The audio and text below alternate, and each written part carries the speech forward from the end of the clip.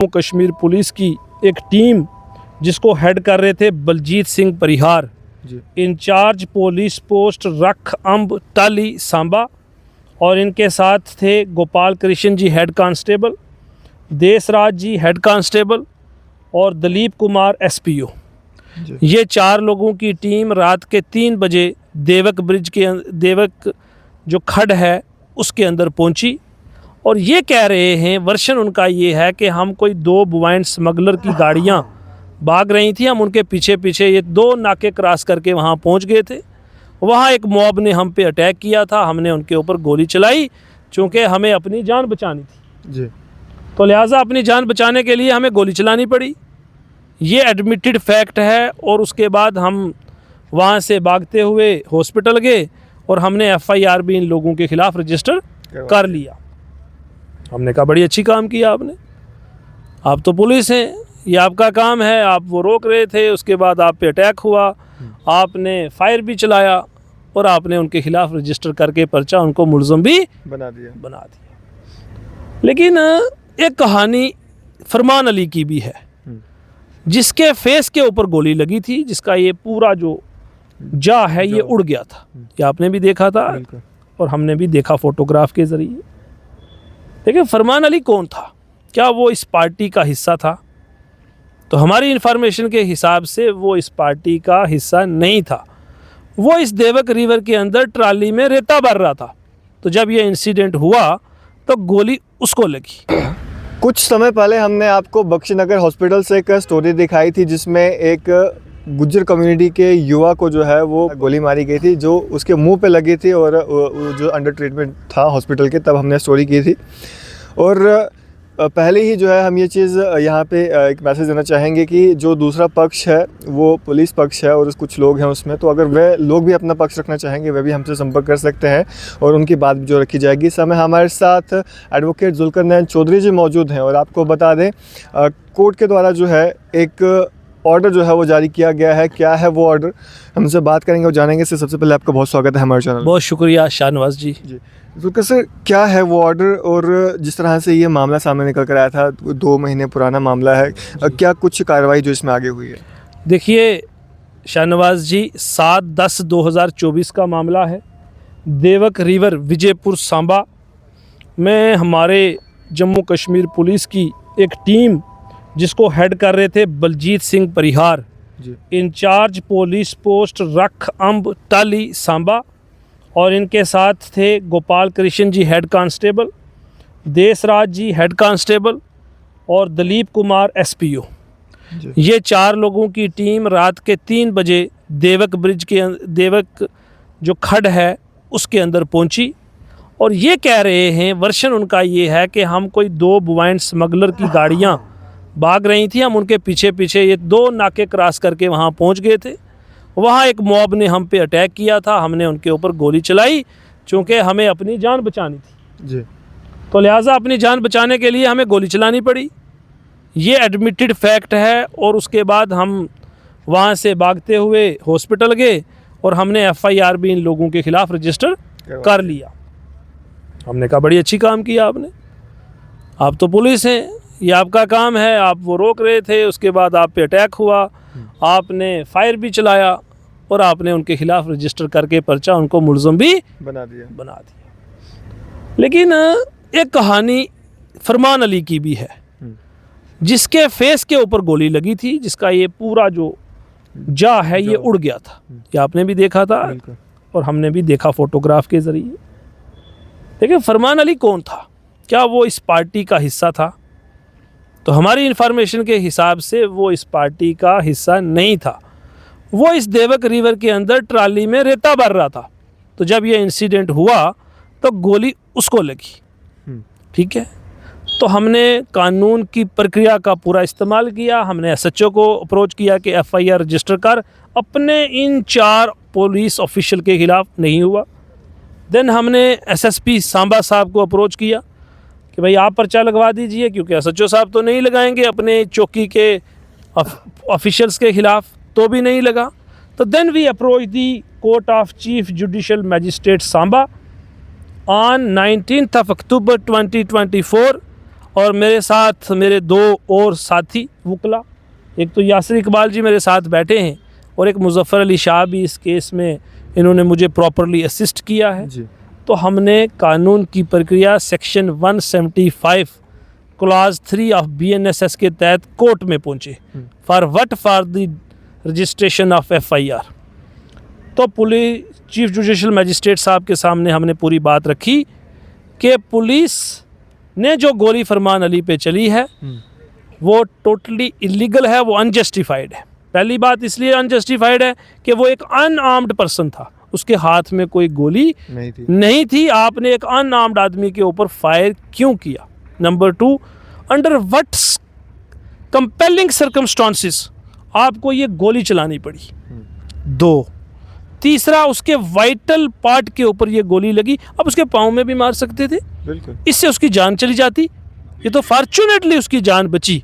तो तीसरा बड़ा सवाल कि ये फायर जो है ये उसके एक वाइटल पार्ट पे लगा है जिससे उसकी जान जा सकती थी, फॉर्चुनेटली वो बचा है। जी, थोड़ा आगे पीछे हो जाता तो।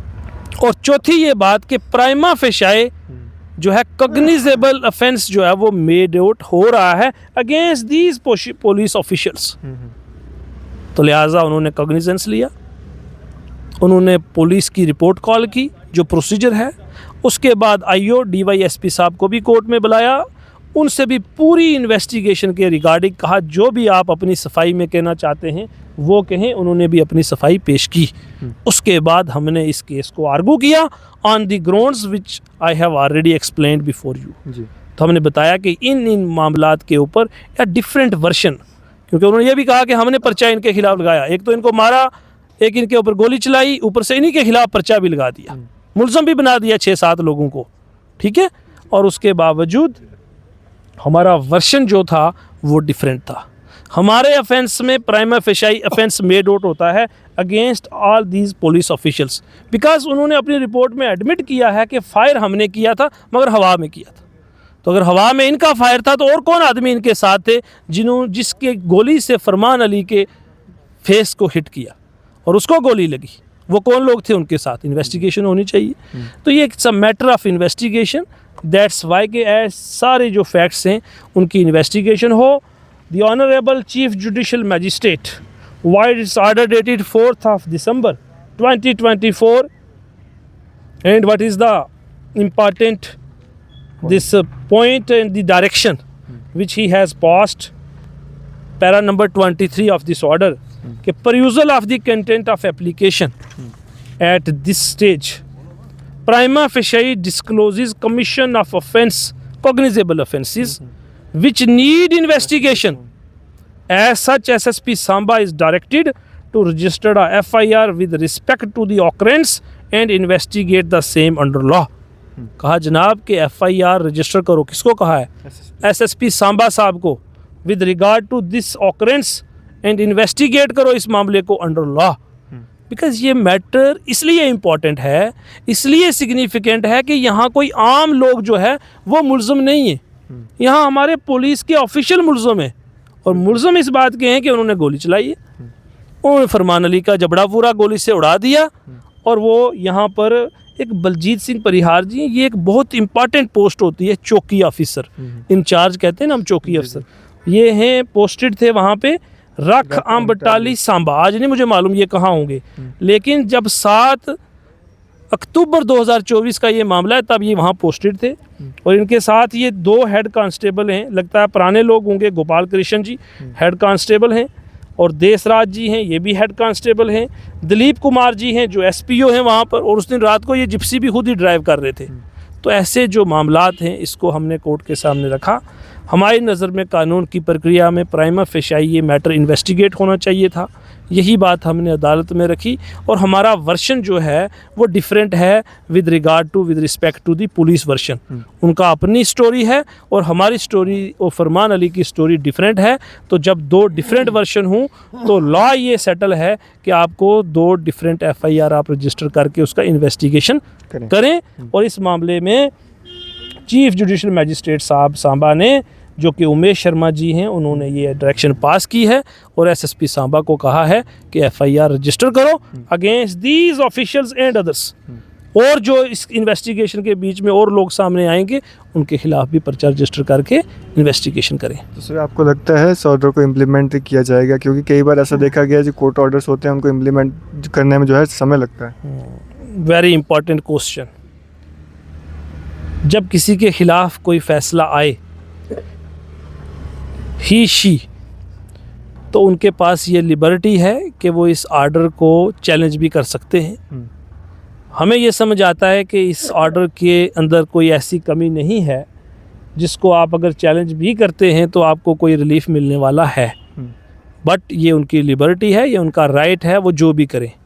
दूसरा ये है कि जहाँ तक इम्प्लीमेंटेशन का ताल्लुक है तो इम्प्लीमेंटेशन के लिए एसएसपी सांबा साहब को चाहिए कि इस ऑर्डर को लेटर एंड स्पिरिट में इम्प्लीमेंट करें। नहीं करेंगे तो जो कानून की प्रक्रिया है उसके तहत हम आगे बढ़ेंगे। हम इम्प्लीमेंटेशन के लिए भी केस फाइल करेंगे कि इम्प्लीमेंट करो और ऑर्डर कंप्लायंस रिपोर्ट कोर्ट में फाइल करो। तो जो भी होगा वो आपके साथ शेयर किया जाएगा, जो भी डेवलपमेंट इसके अंदर होगी। लेकिन मैं एसएसपी सांबा साहब से ये गुजारिश करना चाहता हूँ कि सीजीएम साहब की ये डायरेक्शन, ये ऑर्डर इम्प्लीमेंट करें in its letter and spirit, ताकि लोगों का विश्वास कानून के ऊपर बना रहे। Because this country is governed by the rule of law. जहाँ आप अपने हाथ में कानून को नहीं ले सकते, आप लोगों के साथ इस किस्म से अत्याचार नहीं कर सकते, अनआर्म्ड लोगों के ऊपर आप आर्म्ड का इस्तेमाल नहीं कर सकते। ऐसे सर्कमस्टांसिस कंपेलिंग क्या थे कि आपने लोगों के ऊपर गोली चलाई, इनोसेंट लोगों के ऊपर गोली चलाई। तो मुझे लगता है कि एसएसपी बहादुर सांबा जो हैं वो इस ऑर्डर को इम्प्लीमेंट करेंगे in its letter and spirit. Investigation होगी, मामला पता चलेगा कि अगर पुलिस की गोली से ये गोली फरमान अली को नहीं लगी तो ये गोली कहाँ से आई, ये फायर करने वाला कौन था जिससे उसकी जान जा सकती थी। फॉर्चुनेटली वो बच गया।